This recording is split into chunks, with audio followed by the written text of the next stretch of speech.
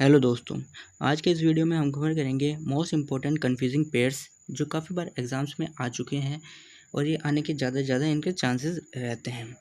ये मिनिमम 1 या 2 क्वेश्चन इनसे ज़रूर आते हैं। तो हम स्टार्ट करते हैं। हमारा जो फर्स्ट कन्फ्यूजिंग पेयर है वो है बियर बोर बोन। इसका मतलब होता है कि पैदा करना या जन्म देना। बियर बोर बोन यानी बर्दाश्त करना किसी को या सहन करना। इसमें जो इस टाइप के जो क्वेश्चन होते हैं वो मोस्टली एरर फाइंडिंग के होते हैं। तो मैंने एक एरर फाइंडिंग क्वेश्चन दे रखा है और उसको देखते हैं। He was born to poor parents but brought up in an affluent family. यहाँ पर बर्दाश्त नहीं, जन्म की बात हो रही है, इसलिए हमें बोन का यूज़ होगा, ना कि इस वाले बोन का। इसलिए हम इस वाले बोन का यूज़ करेंगे इसकी जगह। जो एरर है वो अपने ए पार्ट में है। नेक्स्ट जो कन्फ्यूजिंग पेयर आता है वो आता है फॉल एंड फेल का। फॉल का मतलब होता है गिरना और फेल का मतलब होता है गिराना किसी को। इसकी वर्ब की सेकंड फॉर्म और थर्ड फॉर्म भी दे रखी है। फॉल की होती है फेल एंड फॉलन और फेल की होती है फेल्ड एंड फेल्ड। इसमें एरर फाइंडिंग क्वेश्चन दे रखा है, उसको देखते हैं अब। Be careful not to fell down the stairs. यहाँ पे फेल का यूज़ कर रखा है। यहाँ पे फेल की जगह हमें फॉल का यूज़ करना पड़ेगा, क्योंकि यहाँ पे गिराना नहीं, खुद गिर मतलब ध्यान से चलो कहीं गिर ना जाओ। इसका लिए हमें फॉल का यूज़ करना पड़ेगा, ना कि फेल का। हमारा जो नेक्स्ट कन्फ्यूजिंग पेयर आता है वो है find and found. Find found यानी पाना या मिलना किसी चीज़ का, और जो फाउंडेड यानी किसी चीज़ की स्थापना करना या स्थापित करना। एक एरर फाइंडिंग क्वेश्चन देखते हैं इसमें। The university was found in 1950 when India was not self dependent in many aspect. यहाँ पर पाना की बात नहीं होगी, यहाँ पे स्थापना की बात हो रही है, इसलिए हमें फाउंडेड का यूज़ करना पड़ेगा, ना कि फाउंड का। हमारा जो अब नेक्स्ट कन्फ्यूजिंग पेयर है वो है ग्राइंड एंड ग्राउंड। ग्राउंड यानी होता है पिसना या मिलना या घुलना। इस ग्राइंड का मतलब होता है मिसना, मिलना, घुलना। और जो ग्राउंडेड का मतलब होता है ज़मीन पर लाना, उड़ान भरने पर पाबंदी लगाना किसी चीज़ पे। एरर फाइंडिंग क्वेश्चन देखते हैं। We ground are coffee by hand.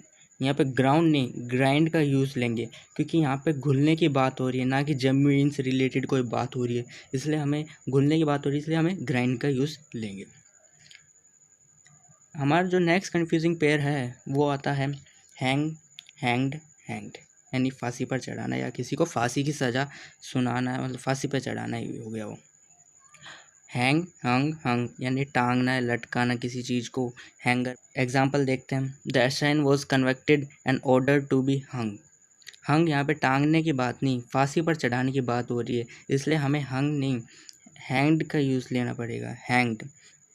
जो एरर है वो अपने सी पार्ट में है इसमें। अपना जो नेक्स्ट कन्फ्यूजिंग पेयर है वो है लाई लेड यानी झूठ बोलना। इस लाई लेड का मतलब होता है झूठ बोलना, और जो लाई लेने का मतलब होता है लेटना या मतलब लेटना। और जो लेड और लेड का मतलब होता है न्योछावर करना या रखना भी बोल सकते हैं। जैसे इसके लिए एग्जांपल्स में मैंने यहाँ पे दे रखा है हैंस ले एग। यानी जो नेक्स्ट कन्फ्यूजिंग पेयर है वो आता है लाइड। इसका मतलब होता है झूठ बोलना। लाइड यानी होता है झूठ बोलना, और लेन का मतलब होता है लेटना।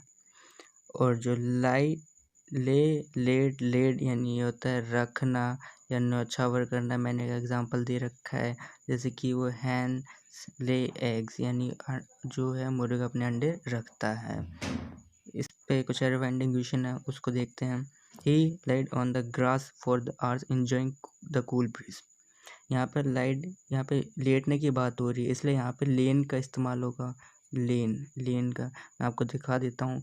लाइड का मतलब होता है झूठ बोलना, लाइड का मतलब होता है झूठ बोलना, और जो लेन का मतलब होता है लेटना, इसलिए हम यहाँ पर लेन का इस्तेमाल करेंगे। लेन का लेड यहाँ पे ए पार्ट में एरर है।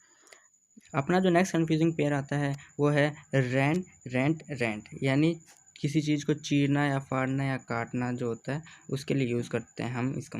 और जो रेंट होता है इसको रेंटेड यानी किसी चीज़ को किराए पर देना, कोई भी वस्तु को किराए पर देना, इसके लिए हम रेंट का यूज़ करते हैं हम।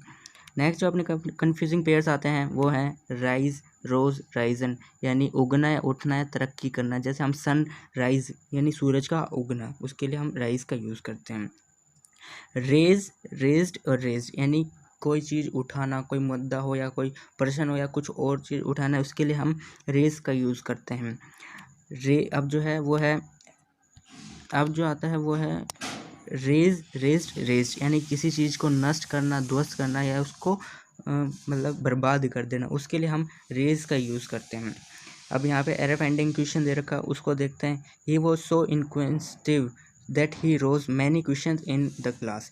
यहाँ पर रोज़ का यूज़ कर रखा है, हमें रोज़ की जगह यहाँ पे रेज का इस्तेमाल करना पड़ेगा, इस वाले रेज का इस्तेमाल करना पड़ेगा, क्योंकि मतलब रेज्ड का वर्ब की सेकंड फॉर्म का इस्तेमाल करना पड़ेगा रेज्ड का, क्योंकि यहाँ पे उठाने की बात हो रही है, क्योंकि वो काफ़ी सारे क्वेश्चन उठाता है, मतलब प्रश्न पूछता है उनसे, इसलिए यहाँ पे हमारे यहाँ पे वर्ब की सेकंड फॉर्म में रेज्ड का इस्तेमाल होगा।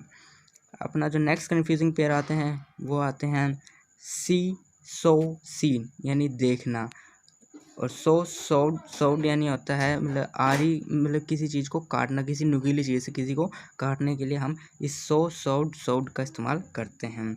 अपना जो नेक्स्ट कन्फ्यूजिंग पेयर है वो आता है विंड, वाउंड यानी किसी चीज़ को मोड़ना, लपेटना, उसके लिए हम विंड, वाउंड का इस्तेमाल करते हैं। अब जो इसमें ही है वाउंडेड और वाउंडेड यानी होता है घायल करना, किसी को घायल करने के लिए हम वाउंडेड और वाउंडेड का यूज़ करते हैं, मतलब किसी कोई घायल व्यक्ति के लिए हम ऐसे वाउंड यानी मतलब होता है घायल।